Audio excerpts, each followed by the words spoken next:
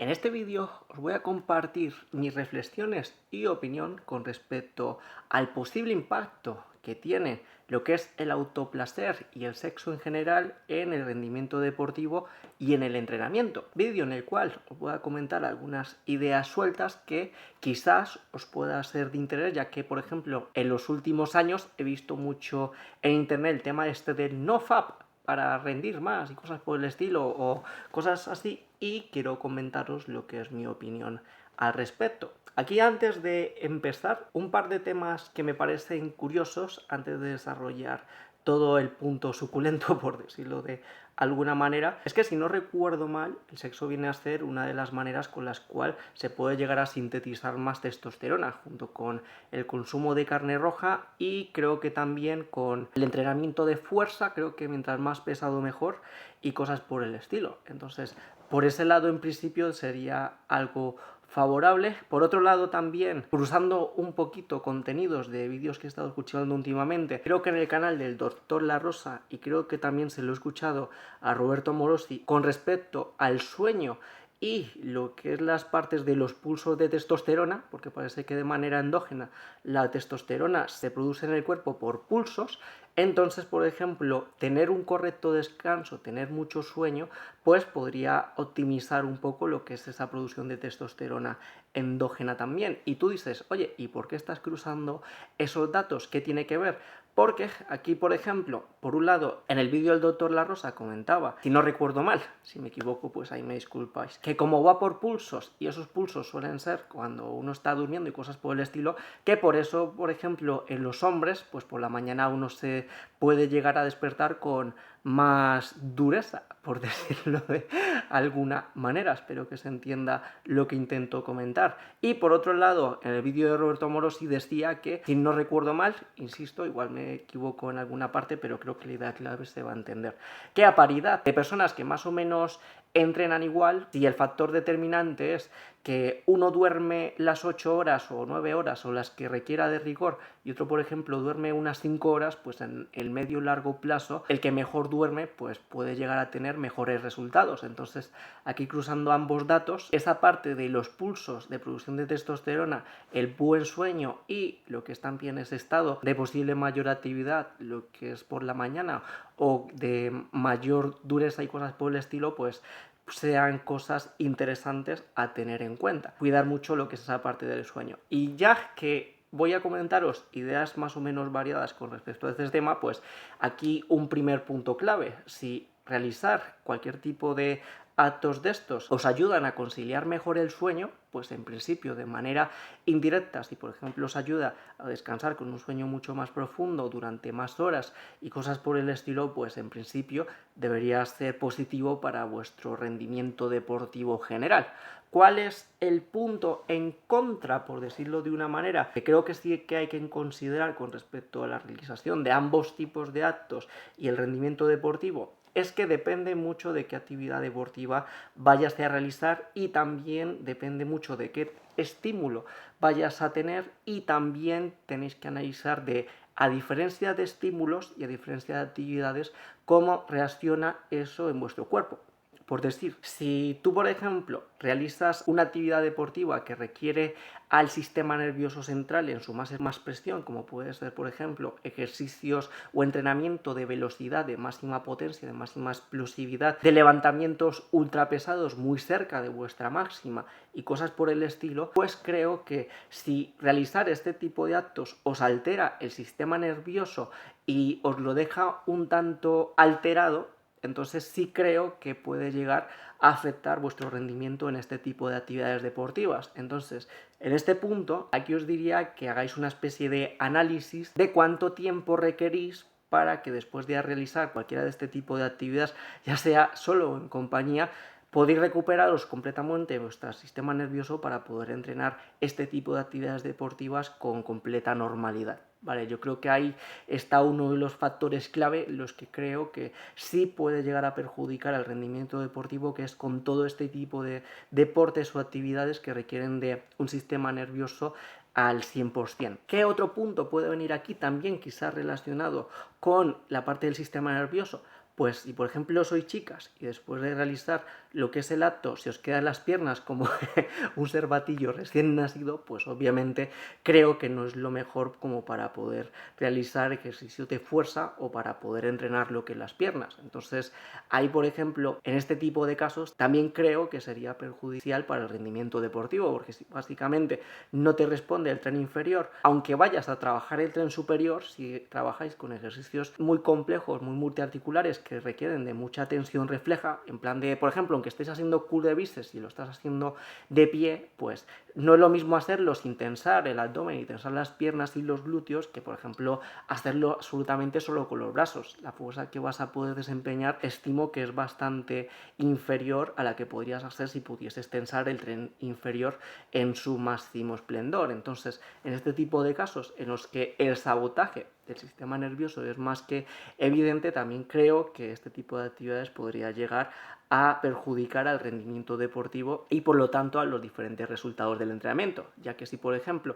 no podéis trabajar con suficiente intensidad, si normalmente los factores más determinantes para los diferentes tipos de resultados es estrés metabólico, tensión mecánica y daño muscular en caso de que queráis hipertrofia, si a causa de no poder tener suficiente tensión mecánica por esta alteración en el sistema nervioso y posiblemente por no poder tener suficiente estrés metabólico no podéis llegar a esos umbrales, quizás incluso no llegáis a los umbrales mínimos de adaptación para poder tener mejoras con respecto al entrenamiento. También, si está lo que es este tipo de alteraciones en el sistema nervioso, pues todo tipo de disciplinas deportivas que requieren de gran precisión en la motricidad, pues pueden llegar a verse también muy perjudicadas, porque son actividades que requieren mucho de este sistema nervioso completamente fresco para poder, por ejemplo, aprender nuevos movimientos y cosas por el estilo. Ahí creo que son actividades que se pueden ver perjudicadas por este tipo de actividades, por el simple hecho de que si saturas al sistema nervioso, pues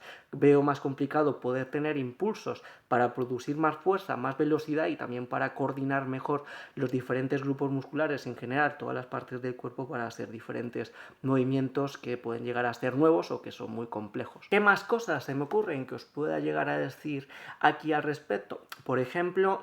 hubo un caso que escuché de un futbolista o algo por el estilo que estaba muy de los nervios porque a lo mejor era una final y cosas por el estilo, y para relajarse, digamos que él mismo se relajó y eso le ayudó a relajarse y concentrarse para poder afrontar los diversos partidos. Pero aquí igualmente depende mucho de la disciplina deportiva y de las funciones que vayas a tener, por ejemplo, en tu disciplina deportiva. Si tu disciplina deportiva no requiere de gran potencia, de gran velocidad, o tus funciones en esa disciplina deportiva no es lo más determinante, sino que puede llegar a ser más perjudicial que no estés centrado y que no tengas concentración y que te puedan los nervios, pues posiblemente habría que hacer una especie de balance entre pros y contras y ver qué de las dos cosas puede llegar a ser más beneficioso. Una alteración en el sistema nervioso que pueda quitarte un plus de potencia y de posible coordinación, o estar relajado, mentalmente más centrado para poder, por ejemplo, en una disciplina deportiva que es colectiva, que es de equipo,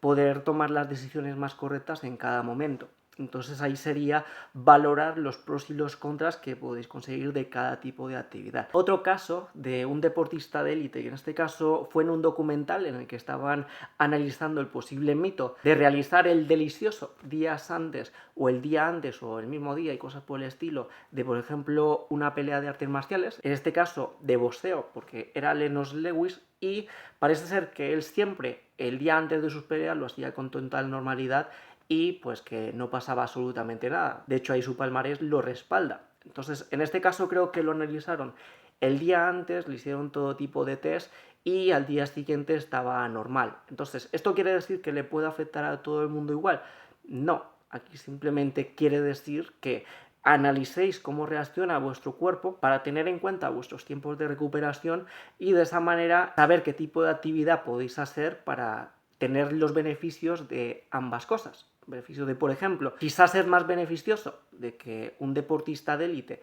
en esa noche realice el acto y tenga a lo mejor un poco alterado el sistema nervioso, pero que pueda descansar y dormir las 8 o 9 horas antes de una competición, a que vaya completamente en vela y sin haber dormido. Entonces ahí sería valorar los pros y los contras y ver cómo reaccionáis a ambos tipos de estímulo. También depende mucho de qué tipo de práctica vayáis a realizar, porque si por ejemplo aquí yendo al extremo, pues a lo mejor realizas prácticas que te tiras varias horas, que es muy desgastante y cosas por el estilo, pues si estás metiendo una fatiga muy acentuada, como si hubieses hecho una actividad de cardio de alta intensidad durante mucho tiempo, pues obviamente eso puede llegar a afectar al rendimiento deportivo, como si hubieses entrenado el día anterior bastante fuerte. Entonces, quizás con moderación y con un día entre medias, pues es muy probable que no haya ningún tipo de problema y que incluso pueda llegar a ser beneficioso por el efecto de descanso, aunque ahí, como os he comentado, tenéis que analizarlo en vuestros cuerpos para ver cómo reaccionan. Luego, ¿qué más ideas se me ocurren? Pues quizás si por ejemplo os da por usar ciertas cosas que pueden crearos incomodidades en las zonas, dolor,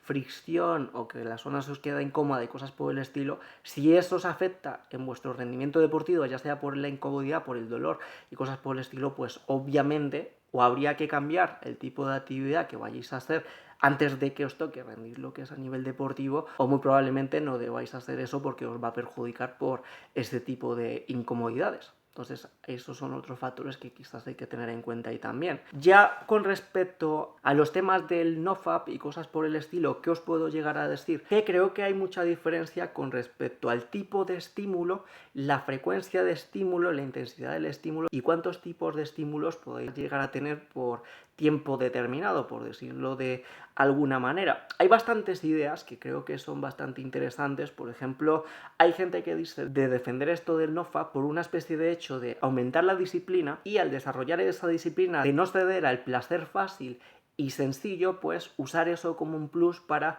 incitaros a realizar otro tipo de actividades. Por ejemplo, lo que suelen criticar en este punto es que, por ejemplo, personas que se exceden con la parte de autoplacer, luego a lo mejor, como tienen esa satisfacción inmediata, pues les quita el ansia, le quita como la garra de, por ejemplo, atreverse a buscar pareja, porque básicamente como no tiene esa chispa, no tiene esa necesidad, por decirlo de alguna manera, no tiene este hambre, por decirlo de alguna manera, pues les puede quitar ese plus que puede llegar a ser muy beneficioso, ya sea para encontrar pareja o ya sea incluso para incitar a la propia persona a tener más actividad con su propia pareja, lo que puede ser beneficioso para ambas personas si lo ven correcto. Entonces, esos serían los puntos a favor de esa parte de la abstención, una especie de favorecer la disciplina y como recargar esa energía para usarla a vuestro favor, por decirlo de alguna manera. Pero, ¿qué os puedo comentar? Que creo que el impacto que tiene eso depende mucho de qué tipo de estímulo es. Aquí os voy a decir un par de ideas para que reflexionéis o incluso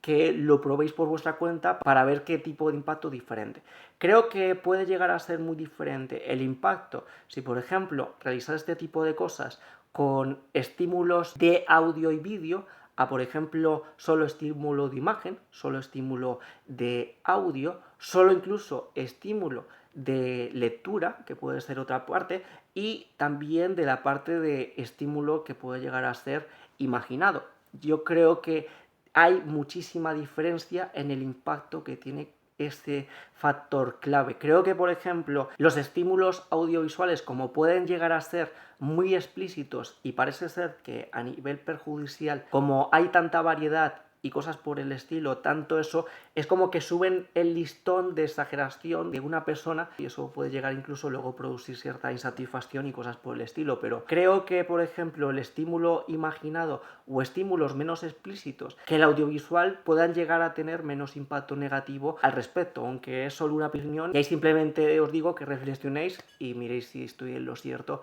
o no. Entonces, quizás un caso más que, por ejemplo, de abstención total podría ser simplemente elegir los estímulos que tengan menor impacto negativo en vosotros mismos. O sea, ahí sería pensar en qué sensaciones tienes después de realizar cualquier tipo de acto, después de cada tipo de estímulo. Yo creo que eso es muy interesante para que lo tengáis en cuenta para poder elegir o gestionar sabiamente. También creo que, por ejemplo, el exceso puede llegar a sabotear el sistema nervioso, posiblemente incluso durante varios días. Entonces ahí diría que sería como controlar también lo que las diferentes inercias que, por ejemplo, estéis llevando con este tipo de estímulos para ver que no se esté perjudicando y que estéis teniendo todos los beneficios que os puede llegar a dar con respecto a esa parte de simplemente, por ejemplo, estar más alegres y estar más relajados, por decirlo de alguna manera. Sería poner los diferentes factores en una balanza y ver qué es más beneficioso y ser autocrítico y ver qué realmente os está llegando a perjudicar. Y ahora comentando un par de temas que igual están fuera del tema principal, que viene a ser con respecto al rendimiento deportivo, pero ya que he sacado este tema, creo que a alguien le puede llegar a ser interesante, es el hecho de que parece ser que la parte de la precocidad es bastante común en la población y muy probablemente sea en base a que si estás entrenando lo que es en solitario, sin saber controlar esa parte, pues obviamente cuando toque hacer el partido, pues es probable que te cueste más aguantar y cosas por el estilo. Entonces, en ese caso en el que, por ejemplo, cuando estáis con vuestra pareja, os cuesta mucho lo que es aguantar y cosas por el estilo, pues diría que practicasteis con estímulos que no sean tan inmediatos, con el cual podéis aguantar más, ya que al fin y al cabo este tipo de cosas se entrenan. ¿Qué os puedo decir también al respecto? Que excederse de aguante también puede llegar a ser negativo y puede llegar a ser frustrante porque básicamente igual puede que no llegues tú tampoco, ¿vale? Creo que todo debe ser una especie de término medio y adaptarse al tipo de rendimiento que tenga vuestra pareja para que los dos os lo paséis mejor. ¿Vale? Hay que buscar un poco el punto de equilibrio de no tener muy poca resistencia, pero tampoco pasarse de resistencia porque al final puede llegar a ser bastante frustrante. ¿Qué más cosas, ya yendo a técnicas extrañas y cosas por el estilo que pueda decir al respecto? Pues por ejemplo, las técnicas estas de echar para atrás y cosas por el estilo, es una técnica que por ejemplo llegué a aprender por libros esotéricos de unos colgados que decían que si por ejemplo lo echabas y cosas por el estilo, que perdías energía y cosas por el estilo. Ahí a nivel esotérico, cosas por el estilo, pues simplemente mirar el impacto energético que hay y punto, no os vaya. Pero ya sin irme lo que es del tema, pues a raíz de eso aprendí a cómo hacer este tipo de técnica. ¿Y qué os puedo decir? Pues que la base de realizar ese tipo de técnicas de echar para atrás es básicamente la tensión, ¿vale? O sea, es aprender a tensar a tiempo la musculatura que hay más o menos en esa zona para poder tener este tipo de impactos en seco. ¿Qué os puedo decir con respecto a realizar este tipo de técnicas? Que puede llegar a funcionar, puede llegar a tener una especie de climas con cierto impacto, con cierta potencia. Está el punto a favor que es más o menos en seco, aunque si por ejemplo no has tensado a tiempo posiblemente pueda llegar a salir algo, entonces hay que tener cuidado si por ejemplo no estáis usando otro tipo de métodos anticonceptivos, porque si tardáis mucho tampoco es fiable, ¿vale? Entonces hay que cuidaros al respecto. Y según mi experiencia viene a ser como una especie de lotería de si puedes continuar o no al instante. A lo mejor una de cada 3 veces, a lo mejor puedes continuar al instante y, por ejemplo, tener varios climas, por decirlo de alguna manera, pero lo más probable es que a lo mejor necesites un pequeño descanso si sigues no estés con la máxima dureza, por decirlo de alguna manera. Hay con respecto a lo que os he comentado de esta técnica que os puede ayudar bastante a controlar lo que es vuestro aguante, pero como os digo, no es bueno que tampoco se excede de aguante porque luego puede llegar a ser malo. ¿Vale? Tiene que ser el aguante justo y necesario y que podéis, por ejemplo, terminar cuando os dé la gana. Simplemente que podéis tener eso bajo control. Ahí en la tensión, un truco también es en parte de tensar mucho y horquear un poquitín lo que es la lumbar baja. Más o menos así es como veo que puedo llegar a tensar mejor eso para poder llegar a bloquearlo. Pero como os comento, si por ejemplo no vais a querer repetir y hacer otra ronda, pues no hagáis esto. Simplemente ir a tope porque igual vais a ir con más potencia, pero si queréis, por ejemplo, echar varios, pues hay una especie de pseudo lotería de que podéis continuar al 100% o vais a medio gas hasta que os recuperáis y luego vais al 100%. Y ya la siguiente vez con mucho más aguante, pero a lo mejor con un clima menos potente. Eso también hay que tenerlo en cuenta. ¿Y qué más cosas os puedo decir de este tipo de temas? Pues por un lado, si por ejemplo tenéis relaciones que son de muy alta intensidad y cosas por el estilo, con mucha potencia y mucha velocidad, pues a nivel fisiológico igual equivale a como si estuvieseis sprintando. Y lo que es los sprints es un tipo de entrenamiento y de ejercicios que crean una grandísima fatiga del sistema nervioso incluso